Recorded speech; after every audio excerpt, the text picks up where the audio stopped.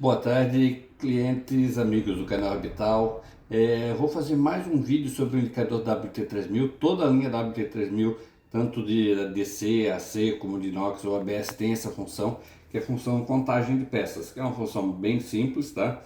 Eu vou mostrar aqui rapidamente para vocês. Então ele está aqui no peso, nesse momento, né? Vou fazer acender aqui. Se eu apertar a unidade, ele vai para a contagem de peças. Eu vou primeiro informar um peso médio, ou seja, eu vou primeiro informar para ele quantas peças eu vou colocar em cima dele.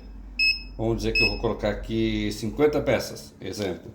Vou botar a carga com essas 50 peças em cima da balança e vou pressionar a flechinha para baixo aqui, que é a unidade. Ele vai fazer a leitura e reconheceu. E tudo que eu botar daqui para frente agora, ele vai fazer a contagem de peças.